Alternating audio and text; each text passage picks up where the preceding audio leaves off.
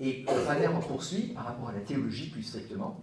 Le regard se porte, tout en moins en l'état actuel de la théologie, donc là le texte il est écrit dans les années 60, sur le fait que Dieu s'est fait homme, que l'une des personnes de la Trinité a pris notre chair.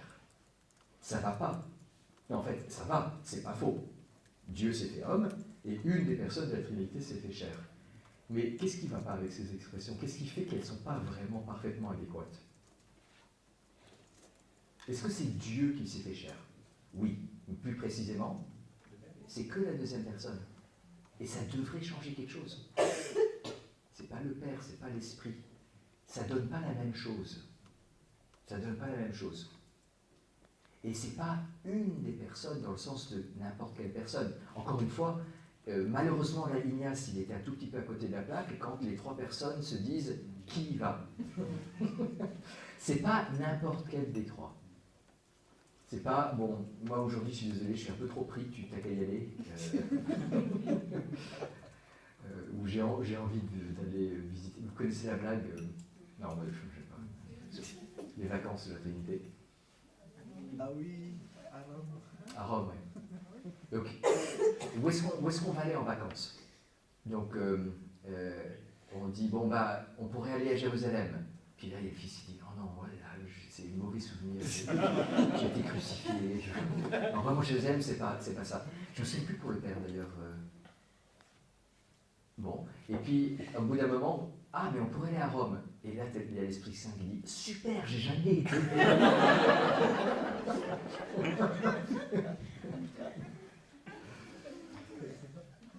Mais on néglige le fait que cette personne, je continue à lire le texte 2, c'est justement celle du Logos. On ne peut s'empêcher de penser que s'il n'y avait pas de Trinité, rien, absolument rien ne serait changé à la façon dont le chrétien, dans sa tête et dans son cœur, se représente l'incarnation. Et ça ne va pas. Ça ne va pas. Et encore, Rahner continue avec son analyse, qui est une sorte de, comment dire, pour un médecin, il fait une diagnostic, merci. Bon, c'est pas encore le diagnostic, là c'est plutôt les symptômes. Il est en train de l'examen clinique, merci. Il fait l'examen clinique. Et le diagnostic va venir après. Parce que le diagnostic, c'est pourquoi. Et puis, qu'est-ce qu'on va faire? Mais là, c'est l'examen clinique. La doctrine de la Trinité apparaît comme une sorte de bloc erratique dans l'ensemble de la théologie. Grosso modo, et conscient de la part d'exagération et de généralisation qu'il y a dans mes propos, je dirais volontiers qu'une fois terminé l'enseignement de ce traité, on n'y revient plus. Et c'est à peine si on voit son rôle dans l'ensemble de la théologie dogmatique, en tant que réalité, la Trinité ne compte pas, ou si peu dans notre vie. Qu'est-ce qu'il veut dire, Thomas Rahner? Il veut dire, par exemple, si on prend la somme de théologie, on commence l'existence de Dieu, ensuite l'essence de Dieu, et cette essence est toute puissante. Après, la Trinité des personnes, et après la création. Mais la création, c'est l'unité à l'extra de l'opération, qui provient de l'essence. Et qu'est-ce qui permet à Dieu de créer? C'est qu'il est tout-puissant. Je disais, c'est ce qu'on a vu ça juste avant. C'est qu'il est tout-puissant. Du coup, on n'a plus du tout besoin de parler du Père, du Fils et de l'Esprit. On revient sur la puissance de Dieu qui est capable de produire de l'être ex nihilo. Ce qui est vrai en plus, mais ce n'est pas le dernier mot sur la création.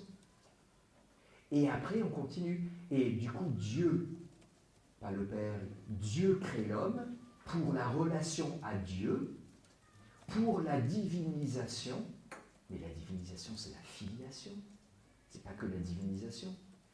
Et Dieu, pour la divinisation, envoie la grâce. Mais la grâce, c'est l'esprit donné par le Christ. Et donc ça continue comme ça. Ça continue comme ça. On pourrait, il n'y a plus... La Trinité est devenue une sorte de parenthèse. Et bon, c'est pas un théologien, mais Kant disait, la Trinité, aucune conséquence pratique. Et malheureusement, c'est parfois le cas. Je sais pas, quand vous allez voir vos parents, un enfant va avoir la parole, c'est quoi la Trinité? La réponse c'est un grand mystère. Mais c'est pas simplement un grand mystère, c'est le mystère de notre salut. Le Père qui veut qu'on soit ses fils, et tout ça et tout ça. Bon, donc, Rahner fait ce constat.